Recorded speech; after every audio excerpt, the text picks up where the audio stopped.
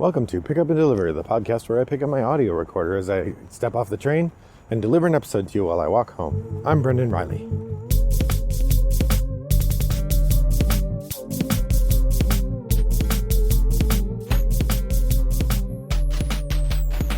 Well, good afternoon, friends. It is a cloudy day here in suburban Chicago. It looks like it's about to rain, but it might not. The ground is wet, so it maybe already has rained.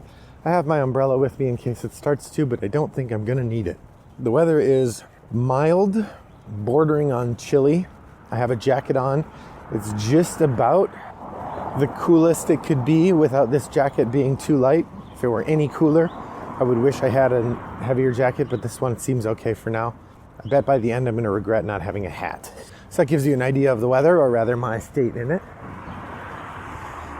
I was trying to figure out what to talk about today, and I realized that I haven't really talked much about my collection lately, particularly the context of what my collection is and what it's doing. I would say, so what I thought I came up with 5 categories of board game hobbyist in terms of as categorized by how you buy games. And I thought I would talk about when I hit the stages of each and a little bit what I think the stages are.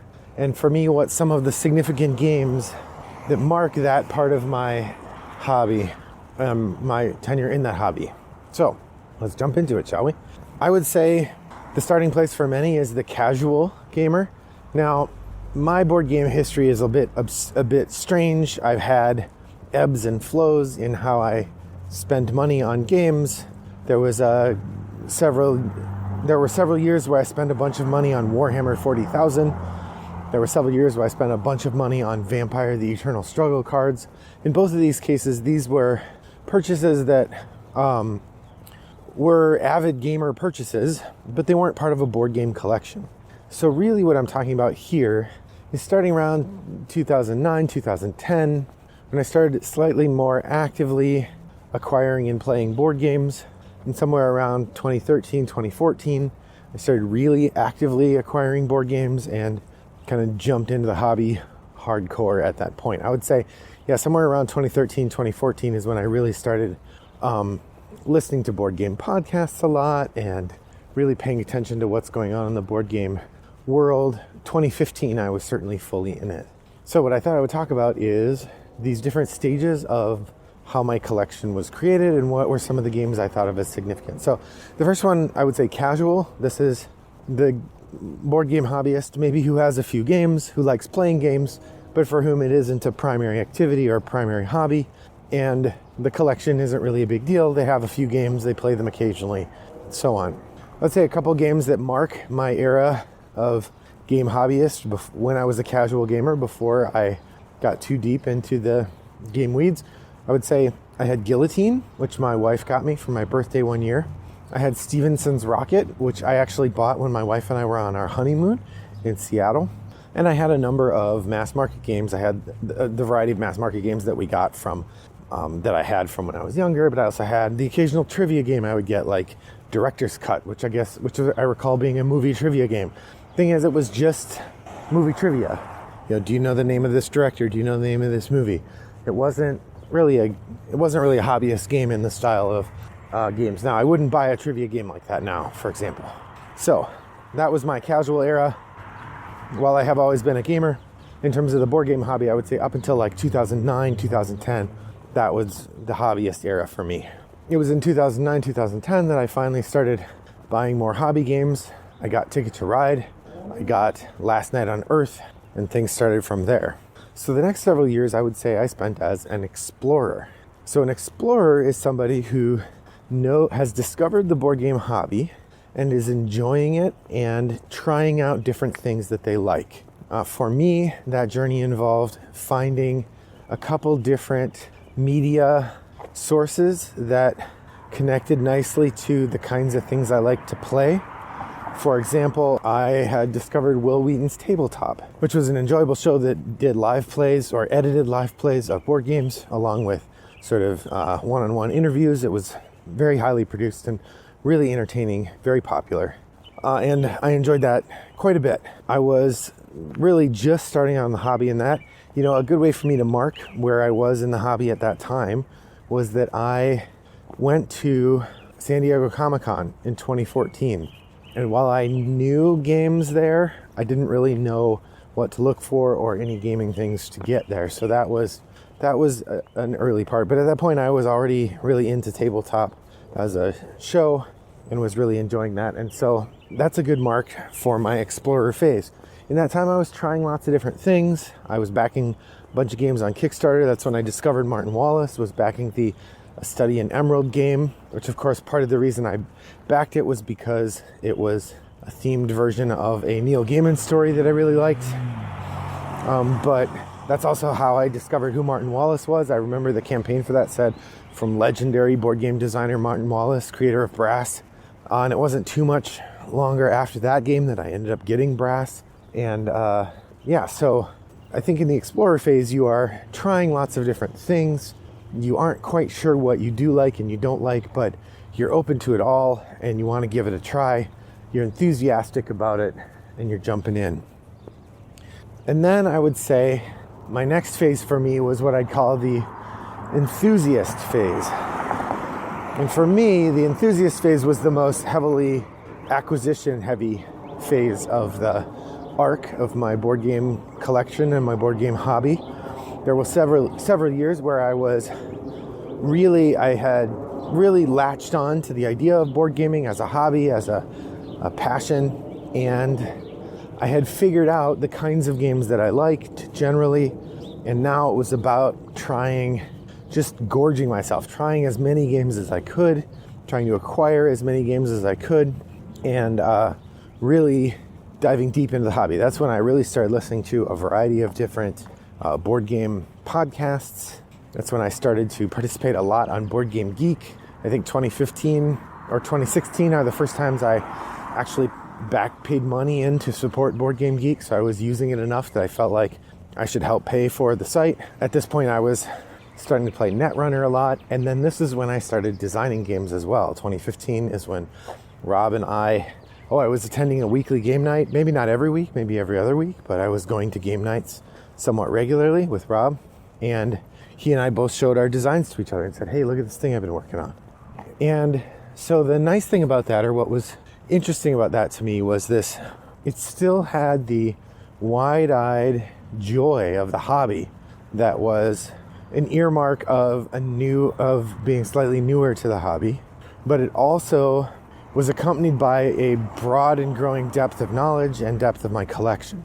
So, this would be the time when I started acquiring expansions for games. So I'd get a game and then I'd be like, no, I need to get all the expansions for that game too. I started really paying attention to designers and thinking about what are different designers doing. Yeah, and so it's the enthusiast phase that really marks the shift, I think, from hobby to lifestyle maybe, or hobby to deep hobby, the thing that I do the most. So which games mark that for me? Netrunner certainly was a big part of my life at this point. I had tried it.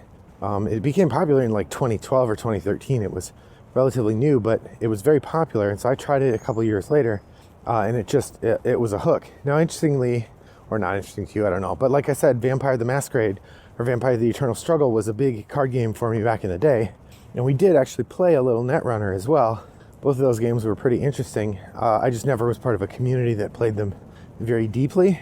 But so the part of me that really likes the deck building and the knowing the card pool and participating in that kind of conversation, I was deep into that. So that was the excitement of the enthusiast and really digging deep. The fourth phase, I would say, of my collection, now it's getting pretty big. It's maybe too big for the space that it's in. I have to start worrying about how big it is and tracking how big it is. This would be when I really shifted into being a collector. I do think there's something to be said for that board game collecting and board game playing are different hobbies. There are some people who do more than the other. I think I do a pretty good job of playing games, although my physical games that I own don't get played as much as I would like. But there is something very satisfying about organizing and mucking around with the collection, deciding what goes where, deciding what to keep or not. but also addressing things like, how many games do I have by this particular person?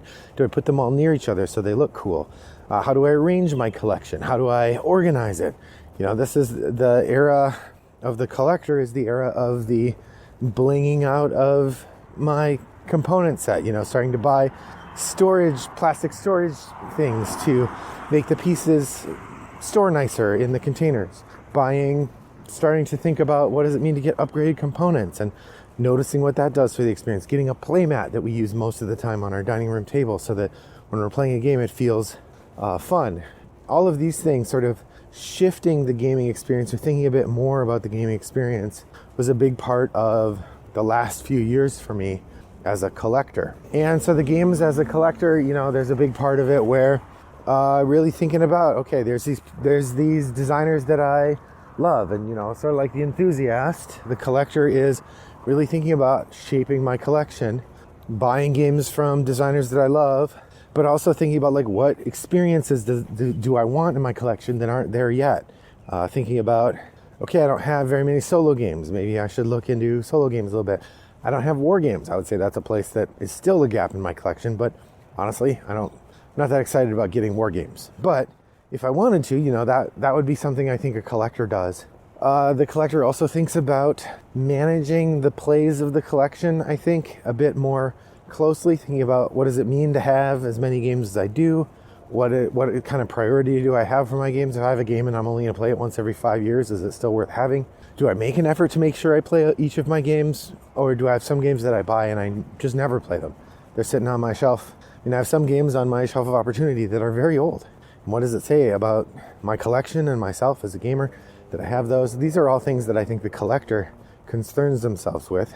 But they also think about, like, what are some gaming opportunities that I've missed? If the explorer and the enthusiast both have a voracious appetite, I think the collector starts to have a particular appetite and go like, well, that's a game I want to play.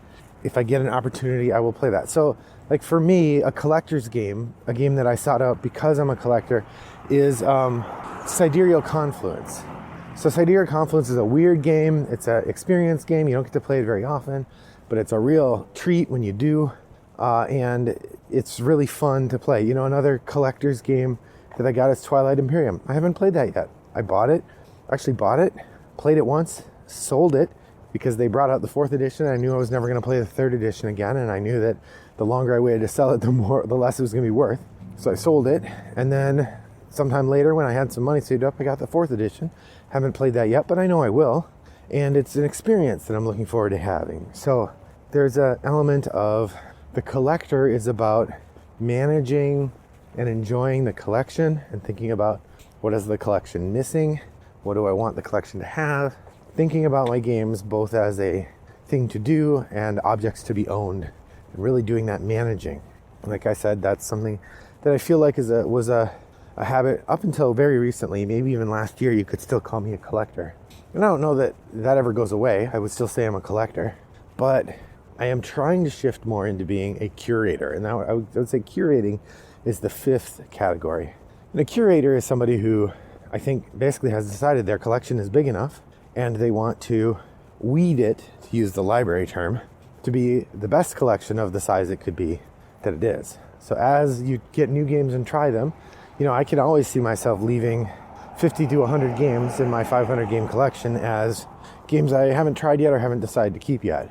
But over time, I would want games that I decide to keep to have a place in those 400 games, and or remove games that don't fit that category, so that I'm constantly sort of upgrading the core collection to be better and better. I'm curating it. And this also speaks to my purchasing of upgraded goods tokens, so that whenever I play a game that's got ore, I can use the little ore tokens now instead of the cardboard ones the game came with. Thinking about quality of life upgrades to make the game time more interesting, to curate the experience more. I'm not sure that I can really point to a difference between curation and collection, except that when your collection's big enough that you definitely can't keep adding, then I think you shift into curation mode simply because you know you're going to have to remove stuff. And that's kind of where I am now. I'm in curation mode and enjoying it. So which of those categories do you think describes you, dear listener? Are there other categories or other descriptors that I should have used that I didn't that describe you better? How would you describe your place in your board game collection, in your board game hobby? Head over to BoardGameGeekGuild3269 and share your thoughts there. You can send me a direct message. Wombat929 is my username, or Brendan@RattleMoxGames is my email. I thank you for joining me on my walk today during this meditation about my game collection. I look forward to next time that we see together, that we see one another, and I hope that your next walk is as pleasant as mine was. Bye-bye.